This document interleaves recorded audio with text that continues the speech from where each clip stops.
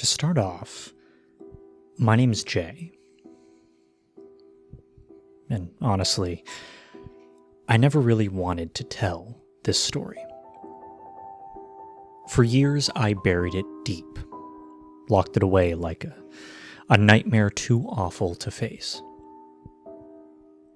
But now, as I sit down and write this, I realize I owe it to the children who didn't survive. And to ones like me who still carry the scars. Looking back, I wish I had just relied on E3 and other events. Or better yet, never gone to anything Nintendo themed at all. I was 8 years old, and my parents always had good things to say about me. They believed I was special. Surprisingly, Nintendo, a popular gaming company, picked me for something called the Junior Playtesting program. A chance to play games before anyone else, similar to what they did at E3 and other events. It ran during the mid-1990s, around the time of Super Mario 64, and into the early 2000s, around the release of Luigi's Mansion for GameCube. Naturally, it sounded like a dream come true, and like most kids, I adored Mario and Luigi. The idea of being part of something so cool and so secret made me proud.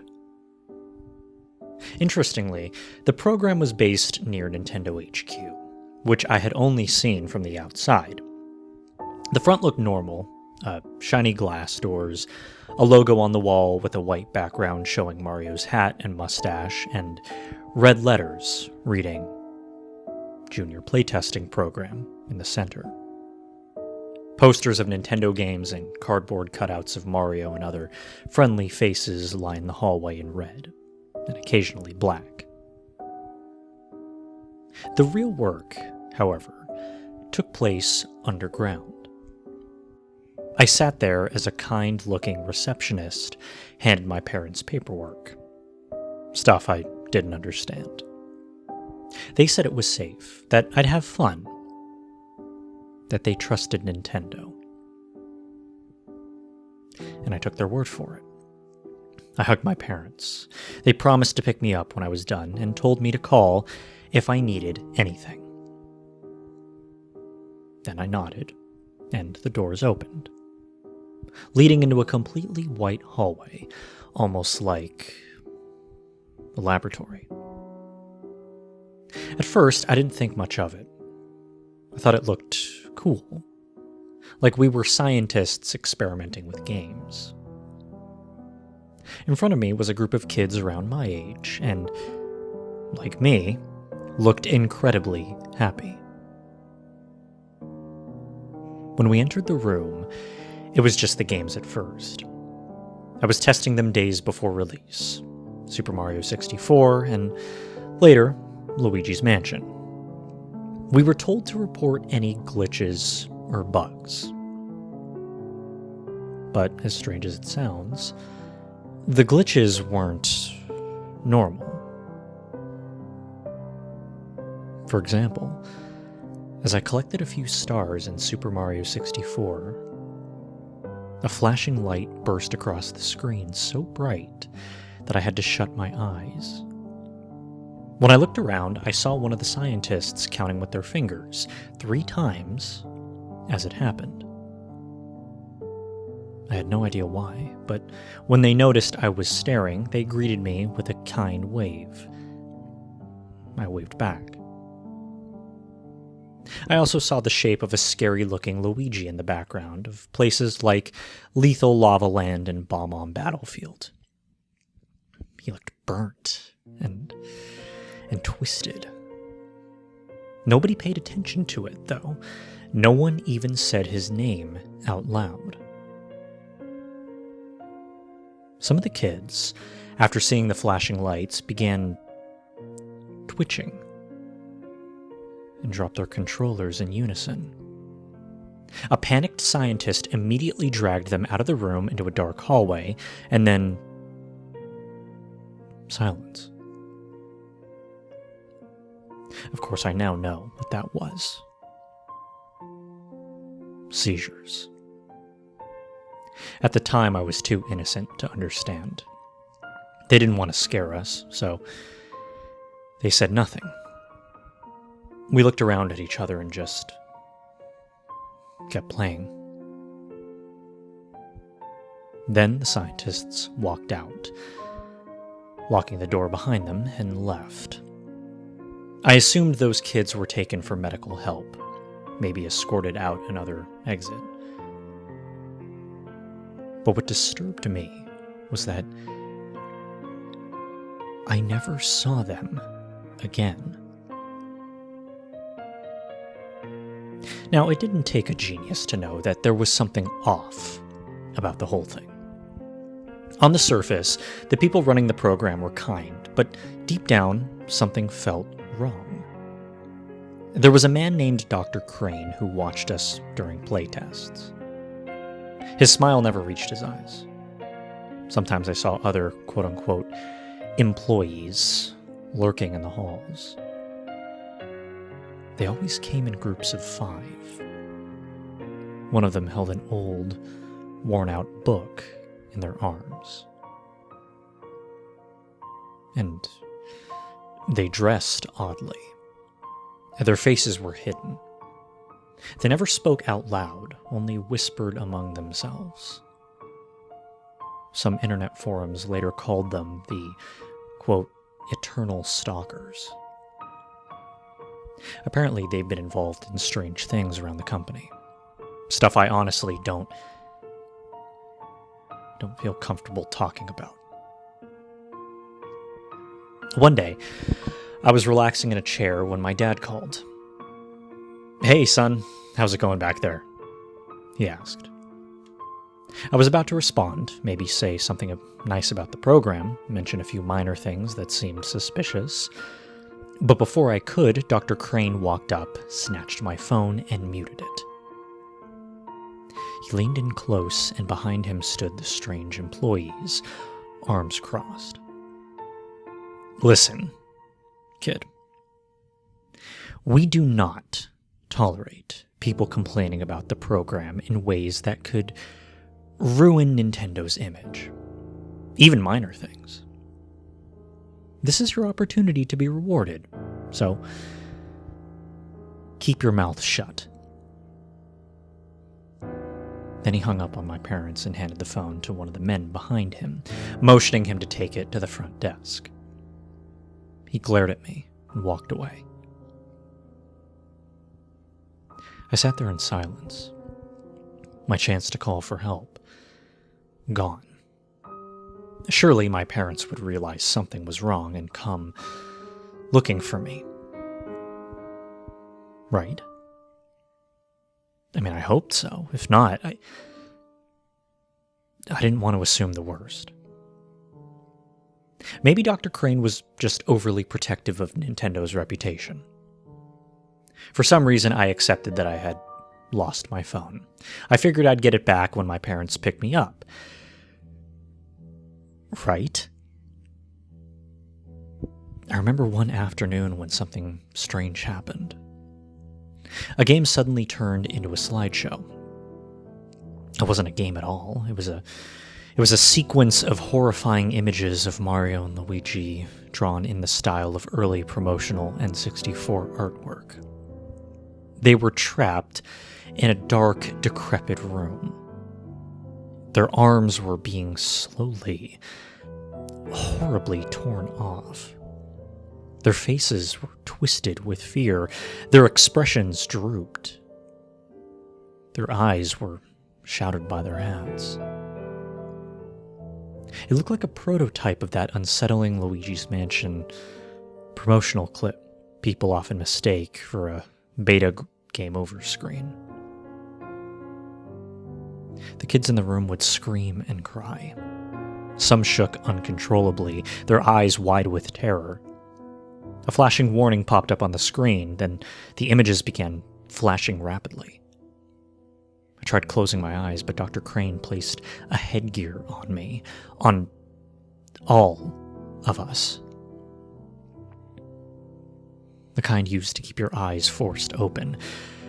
We were then strapped to our chairs. Some of the kids started seizing. Others vomited. There were no buckets, just bile splattered across the floor. I didn't seize, but I did vomit. Dr. Crane would smile and tell us to keep watching. It's part of the test, he said, to measure the model's responses. No one was amazed, just sick and blinded. I tore at the leather straps until I broke free and bolted for the door. Dr. Crane chased me. I pulled at the door, locked. He grabbed my shirt and dragged me into that room, the one where the seizing kids had gone, never to return. The room was soundproof. No wonder we never heard them. I screamed, banged on the door, begged for forgiveness. But of course, no one heard. And as I sat in that room for an hour, I heard rummaging from the hole in the center. I couldn't see what was inside, but I felt something was in the room with me. I felt what seemed like a rope wrapping around my neck. Something was strangling me. I gasped for air, and just before I blacked out, the lights flickered. I looked around to see who or what it was. But the monster was gone. But as I looked down, what disturbed me most were the 4 children lying motionless on the ground. At first, I thought they were asleep, or maybe unconscious. But something about them felt final.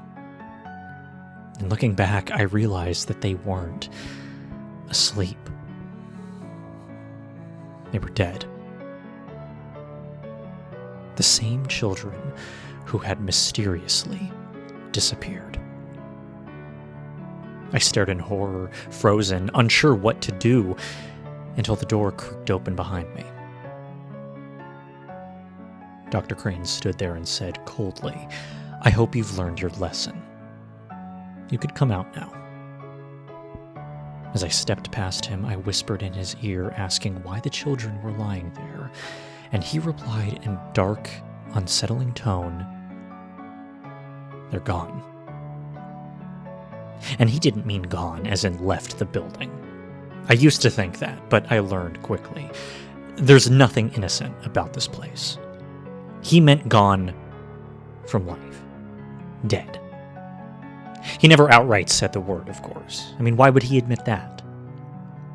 But his implication was crystal clear. He even glanced back at the bodies as they slowly began to decay, and he smirked. And that smirk made everything real.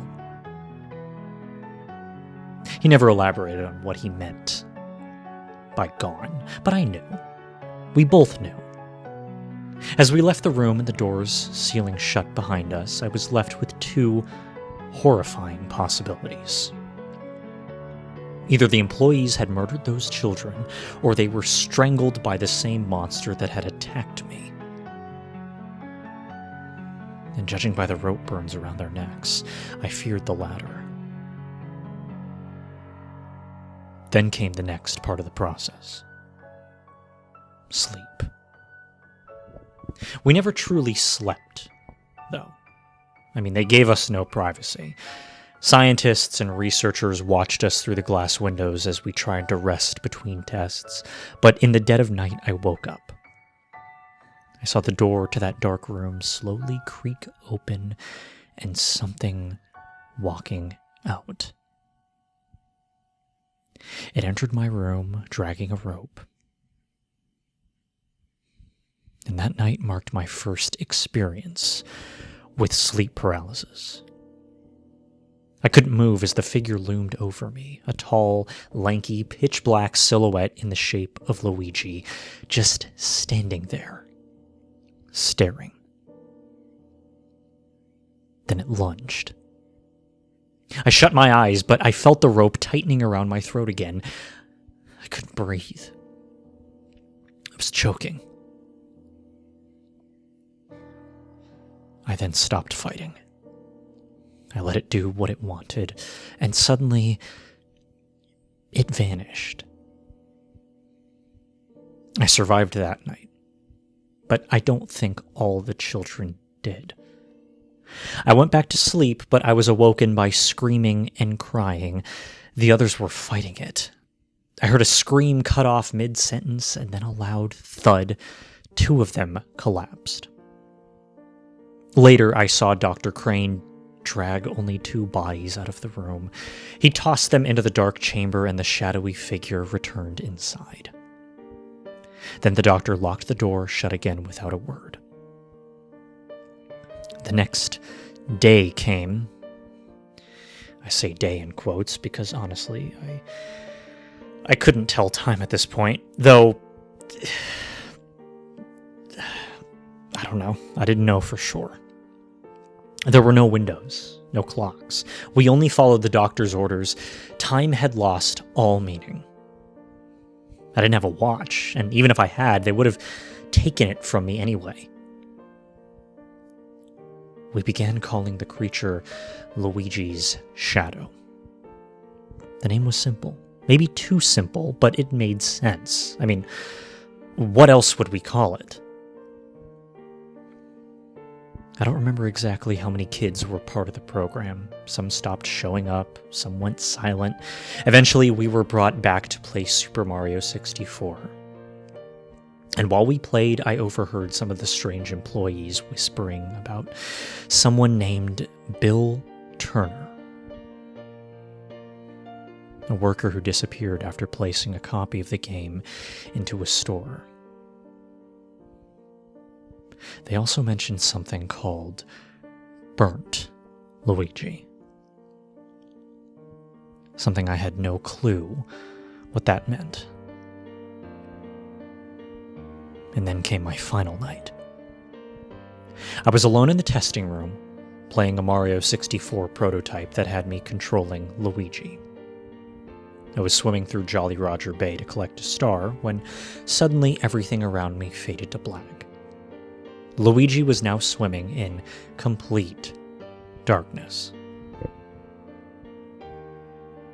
Then the power cut out. The computer flickered back on. Luigi was drowning. A message then appeared. Don't disappoint Luigi. I was told to begin testing Luigi's mansion next, but as I cleared the first area, the Poltergust 3000 began overheating and exploded. Luigi collapsed to the ground, and the screen faded out on a shot of Luigi stepping out of the mansion, his face drained of life and full of gloom. Next to me, a child grew frustrated with Mario 64 and lost control. After being attacked by Unagi in-game, he smashed the computer in rage and then lunged at one of the researchers. Dr. Crane didn't hesitate. He pulled out a shotgun and shot the child on the spot. I watched in horror as the child's lifeless body was dragged into the dark room, leaving behind a bloodstain. We were then told to go to sleep. They didn't monitor us this time, but I had enough. I noticed something strange. My bed being slightly off-center. I pulled it aside and saw an open pipe beneath it. A possible escape route, or maybe a passage used by the shadow. Whatever it was, I didn't care anymore. I dropped into the pipe and found myself in an underground sewer. I climbed a ladder leading to the surface, and the moment I emerged and felt the fresh air in my face, I cried. What made me smile even more was seeing my parents standing there, putting up missing posters, their car parked nearby. I shouted, "Hey!" and they turned, saw me, and ran to hug me tightly. They were overjoyed to see I was alive, but were immediately concerned about how thin I had become. I was completely emaciated. They never fed us. Once I was taken home, my parents gave me food and water, helping nurse me back to health. I finally got proper sleep. And now as an adult, I'm writing this down. I told my parents everything, and they promised to keep me far from places like that ever again. I don't planning on going anything near Nintendo related, and since then, Super Mario 64 and Luigi's Mansion were released to the public, and both became massive hits. But no one knew what some children endured to test them, at least not until recently. No, I never went back there. Years later, I would learn the truth. I would learn the truth that Dr. Crane and the Eternal Stalkers had been conducting twisted experiments, testing how far children could be pushed, how much trauma the mind could take before breaking. Seizures, nausea, self-harm, the list went on. Some kids were broken beyond repair. Others became something else entirely. It was said that Shigeru Miyamoto had no knowledge of what was going on beneath his feet. The higher-ups, however, were aware, and they worked hard to bury the truth. To the rest of the world, Nintendo was just bright colors and catchy music. But I still think about it every night when I try to sleep. I wonder if there are kids still trapped there. I hope justice is finally brought to them. This was my story. A story no one wanted to hear, but now you know. I'm not telling you to stop playing their games. But there's a reason Nintendo includes those warnings about flashing lights and patterns. Those messages urging you to consult a doctor before playing. Someone there knows. It's not just a health warning, it's a message, and we should be listening. My parents insisted I call the police, and I did, but they're still investigating. The case remains unsolved. They did eventually find Dr. Crane and arrested him. During interrogation, he claimed he'd been secretly hired by Nintendo, but the company denies any knowledge of children being harmed. All information surrounding the junior playtesting program has since gone dark.